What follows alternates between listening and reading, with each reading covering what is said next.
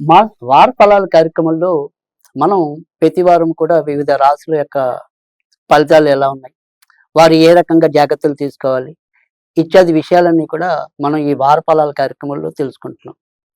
ఇప్పుడు ఈ ఫిబ్రవరి 28 శుక్రవారం నుంచి మార్చి 6 తారీఖు గురువారం మధ్య వివిధ రాశులకి ఏ రకంగా ఉండబోతోంది? మరి ఏ రకంగా జాగ్రత్తలు తీసుకోవాలి? తెలుసుకుందాం. ముఖ్యంగా ఈ నెలలోకొచ్చేప్పటికి మనకి మార్చి 2 తారీఖు నుంచి శుక్రుడు వక్రగతిలోకి రాబోతున్నాడు. కనుక మరి సౌఖ్యాలన్నిటికీ కూడా మూలకారకుడు ప్రస్తుతం వక్రస్థితిలో ఉండటం అనేది జరుగుతుంది. కనుక ఈ వారమంతా కూడా వివిధ రాశుల మీద మరి ఏ రకంగా ప్రభావం ఉండబోతుందనేది కూడా ఒకసారి తెలుసుకుందాం. మేషరాశి. మేషరాశి వారికైతే గనక ఈ వారమంతా కూడా అధిక ధన వ్యయం అనేది కనిపిస్తుంది. భార్యాభర్తల మధ్య చిరు అలకలు, కోపాలు కలగటం అనేది కూడా సంభవిస్తుంది. సంతాన పరంగా మాత్రం అభివృద్ధి జరుగుతుంది. గృహ నిర్మాణ రంగాలకి చేయూతనివ్వటం అనేది ఈ వారం అయితే తటస్థిస్తుంది. ధనము ఎంత వచ్చినప్పటికీ కూడా మళ్ళీ ఏమైపోయిందా అన్నట్టుగానే ప్రశ్నార్థకంగానే ఉండటం అనేది ఈ వారంలో ఎక్కువగా చవి చూడటం అనేది ఉంటుంది. విదేశాలకి వెళ్ళాలి అనుకునే వాళ్ళకైతే కనుక సాధ్యం అవుతుంది. ఇక మేషరాశి వాళ్ళు ఈ నెలంతా కూడా ఈ వారం అంతా కూడా లక్ష్మీదేవిని పూజిస్తే గనక మరిన్ని శుభ ఫలితాలు ఉంటాయి. వృషభ రాశి.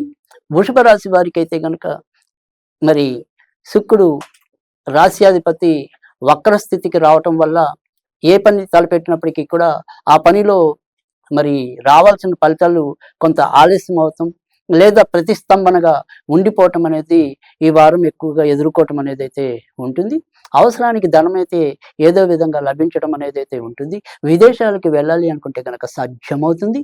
కొత్తగా పెళ్లి కావాల్సిన వాళ్ళు ఎవరైనా ఉంటే కనుక మరి ఈ వారం వారికి సంబంధించిన ప్రయత్నాలు కనుక కొద్దిగా ముమ్మరంగా చేసుకున్నట్టయితే సఫలీకృతం అయ్యే పరిస్థితి కూడా ఎక్కువగానే కనిపిస్తుంది. గొంతుకు సంబంధించిన కానీ, తలకు సంబంధించిన కానీ చిన్న చిన్న ఇబ్బందులు అయితే ఎదుర్కోవచ్చు. ఈ వారం అంతా కూడా వీరు సుబ్రహ్మణ్య స్వామికి సంబంధించిన పూజలు చేసుకుంటే ప్రయోజనం ఉంటుంది. మిథున రాశి. మిథున రాశి వారికి అయితే కనుక ఉద్యోగాల్లో ఆకస్మికంగా ఏమైనా సరే చికాకులు కలిగే పరిస్థితి కనిపిస్తుంది. శారీరకంగా మరి మానసికంగా కూడా ఎక్కువ శ్రమ పడతాం. ఒకే రకమైన ఆలోచనలు లేక సంకట స్థితిని ఎదుర్కోవటం అనేది అయితే కనిపిస్తుంది. సంతాన పరంగా మాత్రం చక్కటి అభివృద్ధిని అయితే చవిచూస్తారు. ఇంకా కళారంగంలో ఉన్నవాళ్ళు, సాంస్కృతిక రంగంలో ఉన్నవాళ్ళు, మరి సాంఘిక మాధ్యమాల రంగాల్లో ఉన్న వాళ్ళకి ఈ వారం విశిష్టమైన ఫలితాలు ఉంటాయని చెప్పడంలో ఎలాంటి సందేహం కూడా లేదు. ఇక ఈ వారం వీరు వెంకటేశ్వర స్వామికి సంబంధించిన పూజలు చేసుకుంటే మరింత లాభం ఉంటుంది. కర్కాటక రాశి. కర్కాటక రాశి వారికి అయితే కనుక ఈ వారంలో ఎక్కువగా మిశ్రమ ఫలితాలు కనిపిస్తున్నాయి. ఏ రకంగా మనం ముందుకెళ్లాలో తెలియని అగమ్య గోచర పరిస్థితి ఉంటుంది. వృత్తి ఉద్యోగాల్లో ఎంత శ్రమ పడినా ఆ శ్రమ మరింత పెరుగుతుందే తప్ప తరగని పరిస్థితి ఎక్కువగా నెలకొనటం అనేది అయితే ఉంటుంది. నాన్నగారి విషయంలో ఏదైనా సరే ఒక ముఖ్యమైన వార్త మిమ్మల్ని ఆలోచింపచేస్తుంది. ఇక విదేశాలకి వెళ్ళాలి అనుకుంటే కనుక సాధ్యమవుతుంది. సంతాన పరంగా కూడా అభివృద్ధి చవిచూస్తారు. ఇక ఇతరులతో మధ్యవర్తిత్వం జరిపేప్పుడు మాత్రం అచితుచి అడుగు వేయండి. ఈ వారం మీకు సుబ్రహ్మణ్య స్వామికి సంబంధించిన పూజలు ఉపయుక్తంగా ఉంటాయి. సింహరాశి. సింహరాశి వారు అయితే కనుక ఈ వారం అంతా కూడా ఎక్కువ అచితుచి అడుగు వేయాల్సిన పరిస్థితి అయితే కనిపిస్తుంది.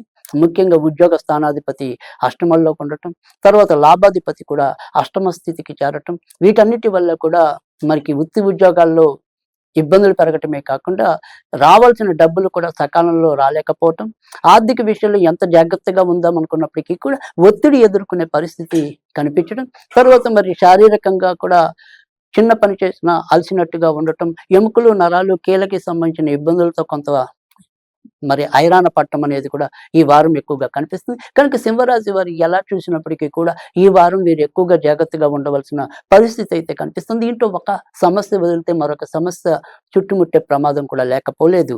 ఇక ఈ వారం అంతా కూడా వీరు ఎక్కువగా ఆంజనేయ స్వామికి సంబంధించిన పూజలు చేసుకుంటే ప్రయోజనం ఉంటుంది. కన్యారాశి.